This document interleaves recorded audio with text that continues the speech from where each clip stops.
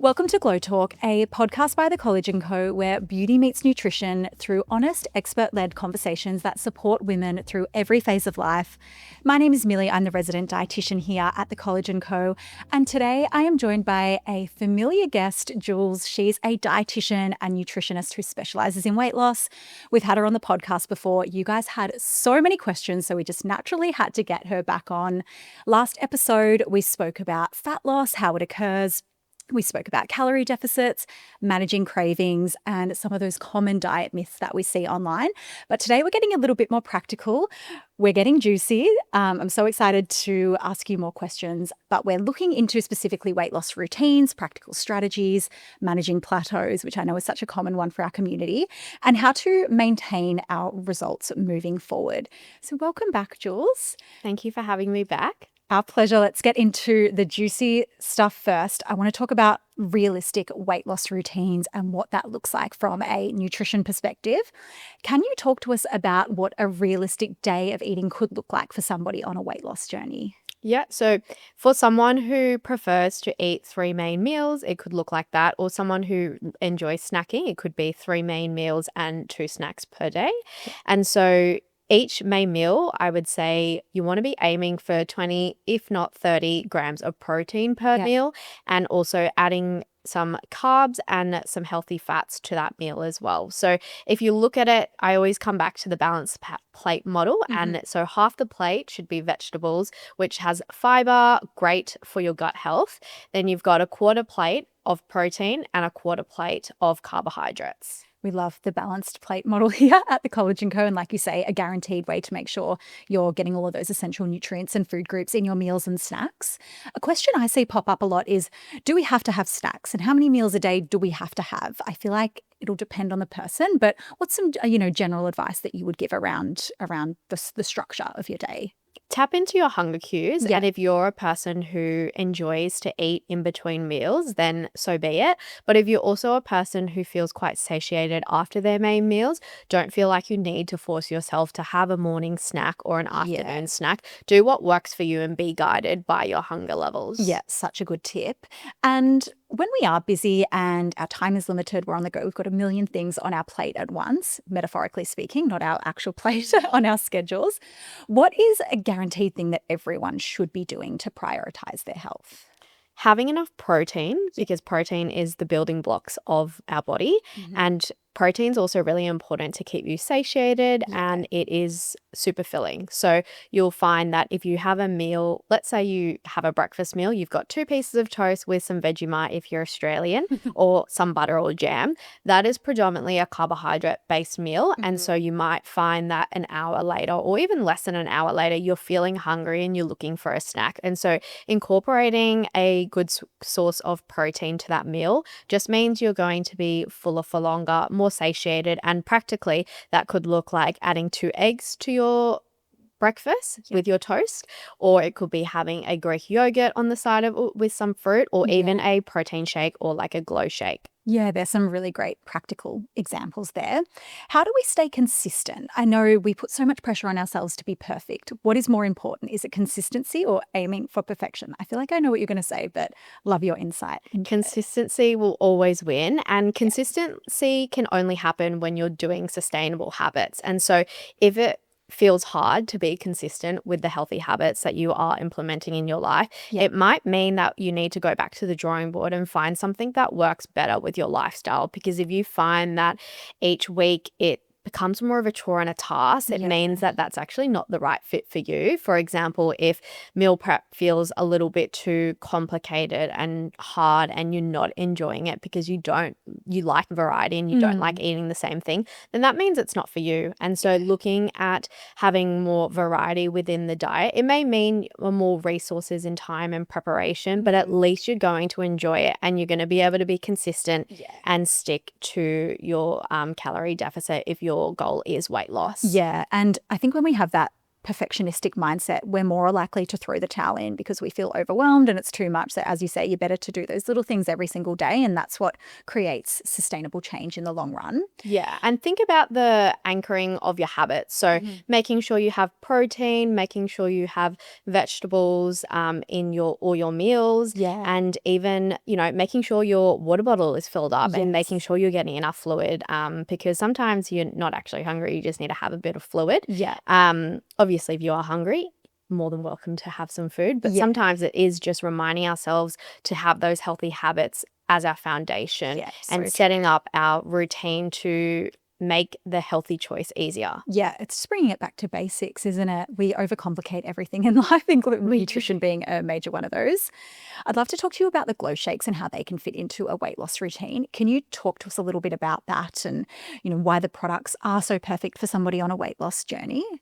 The glow shakes are great because, one, they are very easy and convenient. You can make one up in around 60 seconds. They are protein packed and they have all your essential vitamins and minerals. But apart from the nutritional benefits, they also give structure to someone's day who may not have much structure in their eating.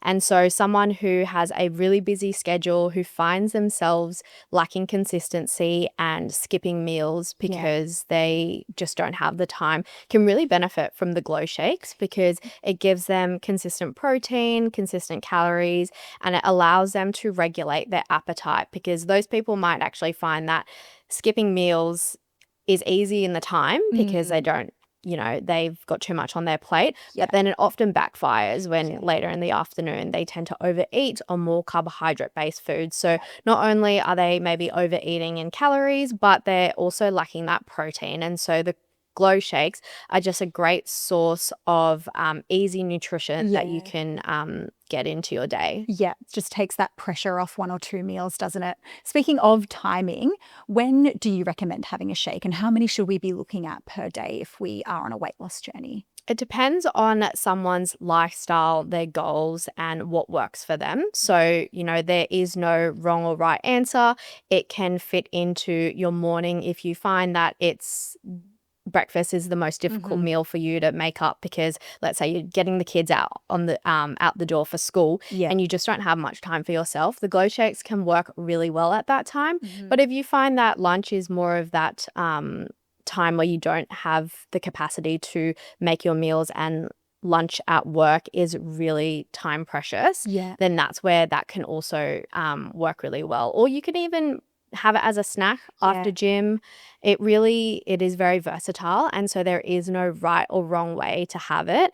Just depends on your goals and as you say, your lifestyle and what benefit it is that you're hoping to get out of the glow shake. So flexibility I think is the moral of that question there, and it's completely up to you when you take them. Do you find, you know, would you expect to see somebody have better weight loss results if they were to have 2 glow shakes rather than 1? Or, you know, again, does it depend on what other meals and snacks they're having throughout the day? So the glow shakes are made and intended to be used within a whole food-based diet alongside a whole food-based diet. And so if someone finds that they're actually able to manage to make 2 whole food meals, then 1 shake could be good, where they're just needing to make sure that they get their protein boost for the day or make sure they get to their requirements. And then someone who lacks consistency, finds that they're skipping meals quite frequently or lacks consistent nutrition, can really benefit from 2 shakes a day. And so it really depends, as we've been saying this whole podcast, on the individual, their lifestyle and their goals. And so 2 shakes may make it a bit easier for someone to get themselves in or stick to their calorie deficit easier. But there is no wrong or right way, and 1 shake could be enough for someone to still see that result. And is it okay if, let's say, I plan to have my shakes for breakfast and lunch, but I get invited out for breakfast with a friend? Is it okay to swap that shake to dinner time or to incorporate it as a snack instead? Absolutely. The glow shakes are intended to be used flexibly. And so if we want healthy eating and healthy lifestyle and choices to be flexible, and we want health is holistic, and so social health is another part of our health. And so true. if you do get invited out to breakfast with or brunch with the girls, we would love for you to say yes. And, you know, you can have the glow shakes later or have the glow shakes the next day. You don't need to be super rigid in terms of the plan. Just see what works for you. And you might actually find that you feel better after a day of going out to brunch and then having that later in the lunchtime. Yeah. It all depends on what your day looks like, doesn't it? And if you, let's say, hadn't purchased the glow shakes, or, you know, it was something you were thinking about doing but still wanted to pursue a weight loss journey, what sort of meals can we create that would replicate a glow shake or that are similar from a nutritional perspective? So the glow shakes has around 29 grams of protein. So in terms of protein, you do want a good quality source of protein if you aren't having something like a glow shake and having it from more whole foods. So coming back with that plate, so making sure that you get around 2.5 serves of vegetables at lunches and dinners, because our recommended daily serve of vegetable is 5, and not many people are reaching their 5. I think it's 4% of the Australian population, which is disgustingly low. But horrible. We could all do a little bit better there. Yeah. And so vegetables is a really good thing because they have fiber that keep us full.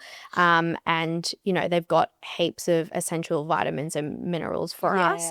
Protein, if you're not tracking calories, you can just kind of look at your hand, and they typically say the protein amount you want to aim for is around your palm size. And then for healthy fats, your thumb size. And then for your carbohydrates, it's a fistful of carbohydrates, whether that's rice, or a piece of bread, or some pasta. Yeah, wonderful. In the Shake and Glow challenge that we run here at the College & Co, I've just helped develop a resource that is it's essentially called a DIY meal guide. So we talk through all the different portions of different food groups and how that if you didn't want to follow a meal plan or you didn't want to incorporate the glow shakes, you can build your own balanced meals and snacks using this simple guide. And I think a lot of people do benefit from practical resources like that to be able to visualize it. I know we've spoken about the balanced plate model before, and breaking your plate up into different segments. That can be such an easy way if you don't want to count calories or you don't want to count portions or food groups. It's just thinking about how can I add something different to my plate, which is a really easy practical strategy.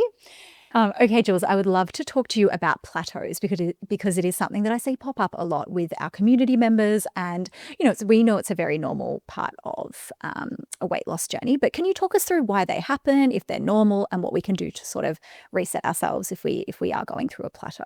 Plateaus are completely normal, and it is your body's way of giving you feedback if you are maybe weight stable. So there's 2 things that could be happening. It is your body has adapted to your calories at the moment, or secondly that the scales aren't moving, because whilst you are dropping body fat, you are gaining some muscle, and usually that happens when people are starting a weight loss journey where they are pairing it with some resistance training on the side and an adequate protein diet. And so there you would see some muscle gain, which is great because muscle is metabolically active. And so you're going to burn more energy at rest, and so that's going to be better for you long-term fat loss goals if that is what you're on the journey for. And such a good reminder to look at your progress beyond the scales, which I know we will get into throughout our chat. What is actually happening when our body is adapting and when we're going through a plateau? Like, is it our body saying, I'm getting used to surviving off these number of calories, I'm happy at the weight I'm at? Like, what's actually happening there? Your body is really smart and it adapts. And the same way, we're going to chat a bit about maintenance phase later on, but your body is very smart. So when you put your body in a deficit, it adapts and you naturally move less.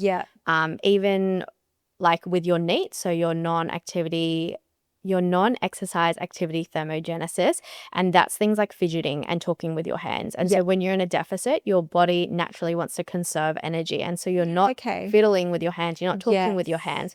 Whereas when you head into maintenance phase, you are expending a little bit more energy. And so with the plateaus that occur and where you do have weight stability, that's where you're finding that your body has adapted, and you may need to actually look and change change the nutrition plan in terms of what you're consuming or what you're even expending, but you want to make sure that you're consistent with your routine and your habits, looking at reflecting and being honest with yourself. Like, have you been adherent to the plan and what you've set yourself out to be? Because if you can say for sure that you've been almost like 90% to 100% adherent to what you've set yourself in terms of nutrition plans and exercise plans, and weight isn't shifting, then it could be warranted where you may need to adjust the calories ever so slightly. And it wouldn't be a drastic change. It might only be like 100 calories shifting down. I typically work with my clients with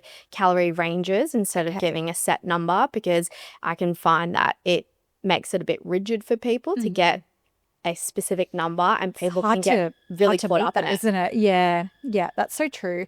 When we go through a plateau, so many of us associate that with failure. We think, as you say, that maybe we've derailed off our plan, we're not in a calorie deficit anymore. How can we shift our mindset to look at a plateau as maybe redirection or an opportunity to rest? Like, how can we not be so critical on ourselves when we are going through a plateau? So sometimes you just need to reassess where you're at with everything and, look at the opportunity cost. Is it worth dropping your calories a little bit more and making things a bit harder? Because with that, it could reduce your energy. You could feel a little bit more irritable, and you've just got to consider if that's the right choice for you, because sometimes you can actually just sit at a happy weight, which is just where your body naturally sits. And I know we were talking previously before that some women, this is just an arbitrary number, but some women are stuck at the 70s and they can't get below the 70s. And so sometimes that means that that's your happy weight, and that's where you still have your energy, you can thrive, you can still show up for the people you love. And I think that's where you really got to look at the nuance of that pursuit of weight loss. Is that is it worth going that extra mile to see that couple kilos off the scale? It's so true. I speak to my mum a lot about this. She's 60. I've nearly forgot her age. I was going to call her older than she is. She's 60 years old, and she says to me, Mill, I'd love to just lose an extra 5 kilos. And I so often say to her, Mum, for you to lose that extra 5 kilos, you would have to give up your glass of wine at night. You would have to, potentially no longer go out with friends, because it's such stubborn weight for her to shift. She's really happy at the weight she's at, and it gives her that flexibility in life and that opportunity for balance. So I think, weight loss is doable, and we can see great results, but there is often a point for people where they're like, okay, this is my happy weight. It allows me to enjoy life, have balance. And that's really important to consider too. So I'm so glad you brought that up. Sometimes, sorry, just to add, one thing to add with the weight and being so fixated on the weight is sometimes the scales don't reflect at all. I was going to ask you about that. That's why it's so important when you are starting on a journey to make sure you do some measurements of your hips, your bust, and your waist, and also take those progress photos. And the progress photos, they seem daunting, and you don't necessarily need to be standing there in your underwear. But you can just wear some tight-fitted clothes like a sports bra or a tight tank top. And so they just serve as a source of encouragement when you think that nothing's going right, or you're not following the plan, or you need that bit of encouragement to know that, you are still making changes in the background, and the scale may only just move a tad, but you can see the body composition shifts by eating more protein and doing more weight training as well. Yes. And why are the scales unreliable? What's happening in our body day to day that could potentially result in fluctuations in that number? And do you encourage people to use the scales? If so, how often as well? So the scale reflects 3 things. It's either water mass, fat mass, and muscle mass. And so when you see the scale go up and down, it could be one of the 3. And so people tend to get really emotional and upset if the scale goes up, but that could actually just be water weight. And so if you've had a weekend out with your friends, you've enjoyed that glass of wine and eaten out, that food probably has a little bit more salt content than your food at home. And so you're typically and naturally going to hold a bit more water. And so that's why you might actually see that scale go up 1 kilo. It's not necessarily body fat, but a lot of people associate it with body fat. And I always like to remind my clients that to gain 1 kilo of body fat, you need to eat 7,700 calories above maintenance to gain 1 kilo of body fat, which is either 27 or 29 50-gram Cadbury chocolate bars. Yeah, which most of us are not eating. No. Let's be realistic. And so it's good just to remind yourself how much it actually takes for you to gain 1 kilo of Yeah. body fat, because that can be really helpful, because some people are too hard on themselves and really kick themselves if they've had one meal off plan. Yeah. And that's not actually true. It's not that one meal that has resulted in that 1 kilo on the scale increase. Yeah.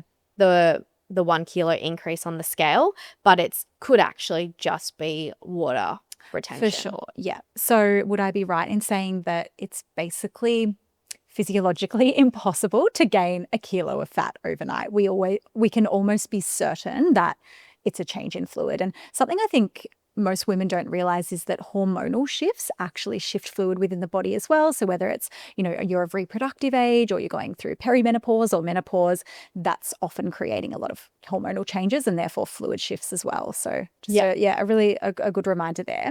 A lot of my clients during their menstrual phase will see typically hold a bit more weight or water or just be up on the scales. Yeah. And so it's also really good to, look at the trends and, if it's your time of the month, don't be too hard on yourself. Just know okay, weight might go up a little bit because I'm on my period now.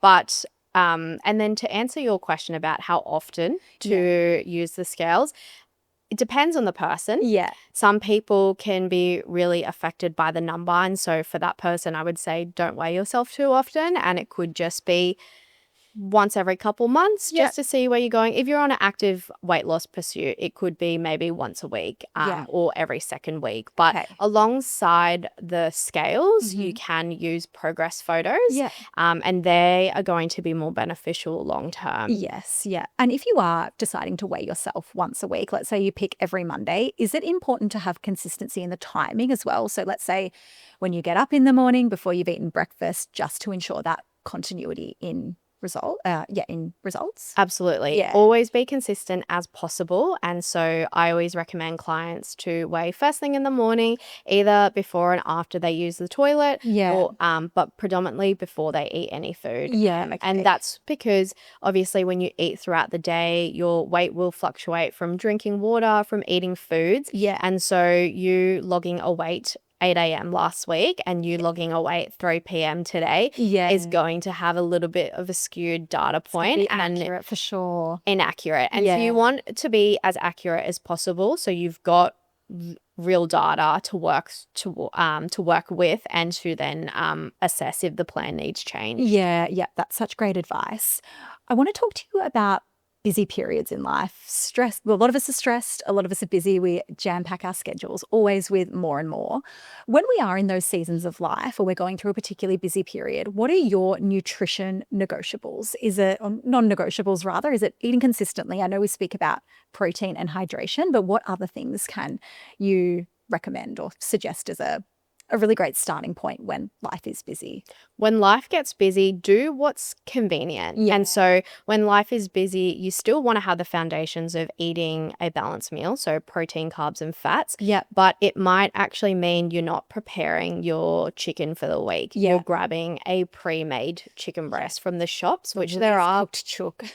which, Xavier in my house. they are great when you are time poor. And so, that may not be the best option to have each week. For sure. Because it obviously is a little bit more calorie dense compared to cooking up some chicken breast or chicken thigh. Mm-hmm. But if that means you're getting a bit of protein that night and you're having a balanced meal, then I'm all for it. And so you've got to look at what the better alternative is. And so is it the chook from Woolies or is it drive-through at Macca's? And so I would 100% always say it's something where you can create at home and make a balanced meal yourself. Yeah, that's such good advice. Sometimes just weighing up the better option at the time, isn't it? It's not always going to be the best option, but it's what's better with the resources that you have on hand at the moment. So absolutely. And I always tell my clients, don't aim for perfection, but just be better 1% every day. Yeah, well, it's more sustainable, isn't it, as well?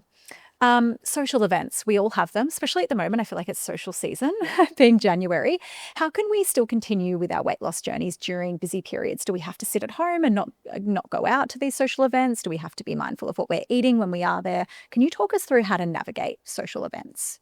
So, with social events, and if you are on a weight loss journey, it is really important to plan ahead, and planning ahead in the sense of looking at the meals prior to you going out. I often Yeah. say that those, like, let's say you're going out for dinner, breakfast and lunch, just as important as your dinner. And Yeah. so, the one thing I always recommend is not to skip meals, and you want to have your breakfast and your lunch so you regulate your appetite, and so you don't get to dinner overly hungry, Yeah. and then you're more inclined to overeat if you've fasted for that whole day.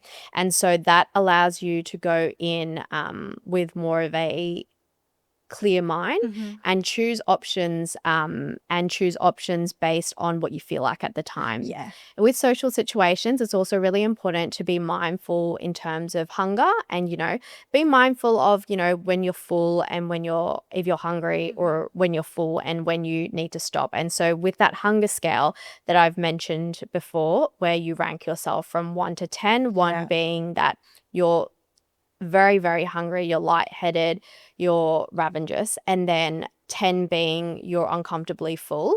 You want to stop eating, even in a social event, around the 6 to 7. Obviously, if you're out in a social event, you might kind of tip over to the 8, but you want to kind of mentally stop eating at around that 6 to 7, just so you don't feel uncomfortably full. And we all have that feeling, and we know how that feels like, and it doesn't make us feel the best. So more so be guided by your hunger cues and how you want to feel, but not be restrictive going into the social event. Yeah, that's such a good point, because I hear even my friends, they'll say, oh, we're going out for dinner tonight. I'm not going to eat breakfast and lunch so I can save all of my calories for dinner. And I guess I know we both probably want to reiterate this point that if you are going out for dinner or breakfast, you deserve to have healthy and balanced meals for the rest of the day. And as you say, that can set you up for success and enable you to not overeat during those social occasions. So yeah, a good reminder that you don't need to skip meals, like you said, if you are going to a social event or, having a more calorie dense meal later that day. And just to add, the same way you would create a meal at home in terms of having some protein, carbs, and fats, the same way that you would want to create your meal when you go out. And sometimes it can be a bit more difficult if you've got share plates in front of you. But just, with nutrition knowledge, you'll know what a protein, you'll know what a carb is, and you'll know what a healthy or what a fat component is. And so then trying to build your plate, and let's say you get a piece of bread and then there's some braised lamb there, that's your protein component, you've got your carb component, and then trying to have some vegetables on the side with that as well is going to set you up for and still be aligned to your goals. Yes. And if we just for the night wanted to throw all of our nutrition rules out the window and our knowledge and just enjoy what was in front of us, or perhaps somebody else was ordering for the table, is that okay? And how can we move forward if perhaps we haven't eaten something that's in alignment with our goals, or we've felt pressured to eat something? How can we just move on mentally? And, is that okay? I think it's really important to just acknowledge the consumption and move on. And as simple as that sounds, that's actually what you need to do. And just kind of zoom out if you need to, and just remind yourself that's one dinner out of 21 main meals of your week. And then when you zoom out even more for like the whole year, that one meal won't undo all your progress. And the same way as how long it takes to see some progress with weight loss, you're not going to put all that weight back on just from one meal off plan. And so the best thing you can do is treat your body with love and kindness and eat in a way that you feel good and nourishes you, and you'll know what that is. And so using that to guide you instead. Yeah. And that's where we want to get, isn't it? When it comes to a maintenance perspective, we want to allow for eating out and eating whatever we like without having to think necessarily about the protein portion or the veggies or the carbs. We do want to be able to eat intuitively and tap into those, all of those other elements of nutrition, like enjoyment and social setting and culture. So yeah, so important to be able to have those foods and have those meals and not get too fixated on it and then feel guilty. So love your strategies around moving on there. Speaking of maintenance and moving on with our nutrition and our food habits beyond our weight loss journey, what can we do when we get to that place? If we've reached our goal weight, what do we do to make sure that we don't undo all of our progress? Hard work, rather. You want to make sure you're not going back to the all or nothing mindset and, keep on doing the healthy habits and behaviors that you were doing on your fat loss journey. Yeah. But with maintenance, you do have a little bit more flexibility, obviously, but you also still want to make sure that you're eating enough protein, you're eating your vegetables, and you're making a balanced meal in terms of protein, carbs, and fats at each main meal. So with maintenance, are we essentially maintaining our calories, or are we increasing our calories?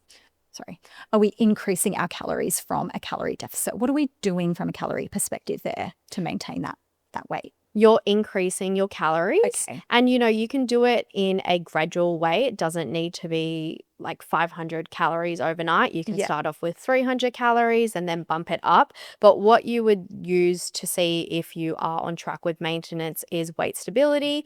Also looking at things like energy levels, mood, if you're able to have more energy to perform well at gym and hit some more like PBs, so you're growing muscle. And so in a maintenance phase, it's a beautiful time to be in as someone who has come off a calorie deficit, because you get to almost have different goals in this period of time. A lot of my clients, when I work with them, they'll transition into a maintenance phase where we focus on making sure that they're having a good pre-workout snack, so then they are able to perform well and lift heavier at the gym. And so that in turn still works towards their goals overall, because they are building muscle, which is metabolically active. Yes. And in regards to, progress, I mean, we speak a lot about the scales and our weight and all of those sorts of things. What other things can you encourage women to monitor in regards to measuring their progress? Like, what other things can we be looking at outside of weight that are good indicators of health? Energy levels, mood, mental clarity, they're all things that make up a human. And so you want to also look beyond scale metrics, because that doesn't tell the whole story. And I always often tell clients to look at what's important in their life. And yes, scales is one thing, but no one on your, as morbid as this sounds, on your funeral will ever talk about your weight. And so you want to make sure that you have enough energy to feed into the things that you love, and whether or not that's spending more time with your family and showing up for them, having enough energy to do those things with your family, they are just as important as if you are on a journey for weight loss. Yeah, we get so fixated on the number, and there's so much more to eating well and moving our body, isn't there? Can we talk a little bit about glow shakes during that maintenance phase? So we know the role that they play during a weight loss phase. Can we still consume them? How often should we be doing so if we're wanting to maintain our weight at a particular point? You can definitely use them in maintenance as someone who maybe needs more convenient options, more structure to their day. They can obviously serve as a main meal replacement or a snack, making sure their protein intake is adequate, and also for someone who just needs something more convenient and knows that they're going to have actual nutrition compared to skipping meals. Yeah, great.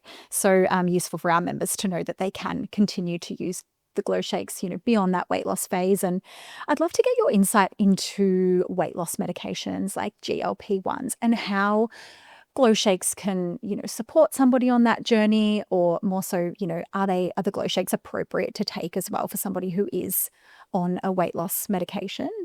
The one thing I see with people on the weight loss medications like GLP-1 is because the medications are reducing their appetite, people are not eating. And so that is where they're not eating enough protein, and they're at risk of losing all their muscle mass. And so it's really important to make sure that you're having calcium and you're having protein to make sure that you are losing weight in a healthy way, because yes, you might be losing weight, but if you're losing just your muscle mass, it can be really dangerous. And so the glow shakes can be a useful tool to use, because they have 29 grams of protein per serve, has some calcium in it, and it can be just a convenient source where where someone who particularly may not be overly hungry could maybe make half a serve of the glow shake to have to make sure that they're getting at least 15 grams of protein in their meal. Yeah, that's such a good point. And there is also an abundance of vitamins and minerals added into the glow shake as well. So we know, as you said, that those who do have lower appetites, it is harder for them to meet their nutritional requirements. So the glow shake can serve as that guaranteed source of nutrition when A, you have no appetite, and B, you also have no idea what to make. And for a lot of community members that are taking GLP-1s or they're on those weight loss medications, you don't feel motivated to make meals and create nutritionally balanced sources of food. So a great option for anyone in that category. Now, a lot of our community members have that fear that when they are going to increase their calories for that maintenance phase, that they will just regain all of that weight. Is that true?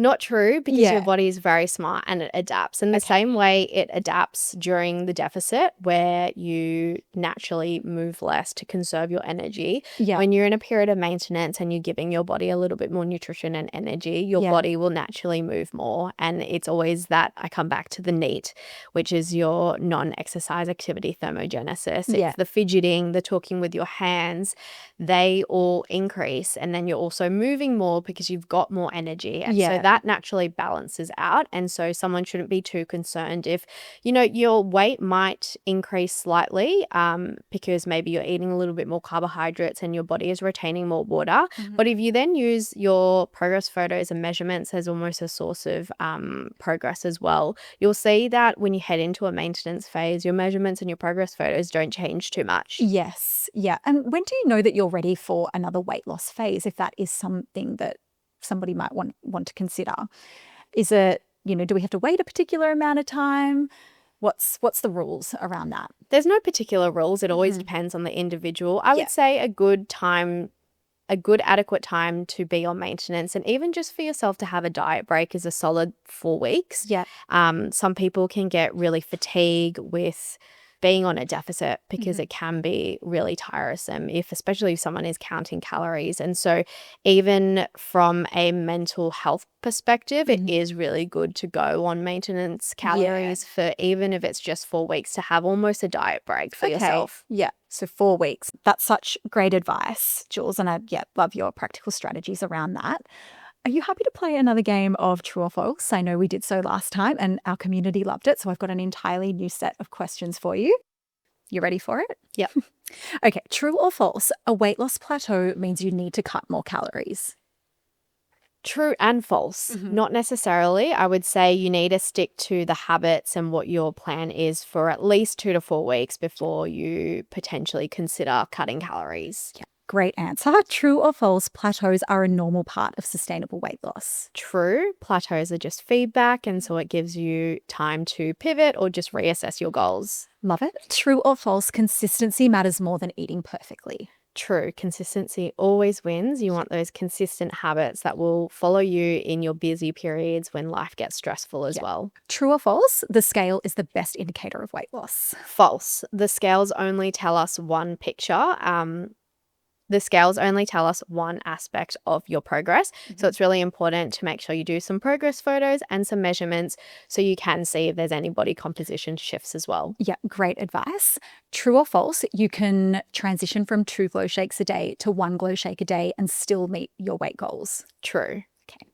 And last one, true or false? You always need to follow a strict or rigid diet plan to achieve your weight loss goals. False. Rigid diets are not needed to see sustainable weight loss results. You can be flexible and enjoy the process while you're at it. Such a beautiful way to finish our true or false segment.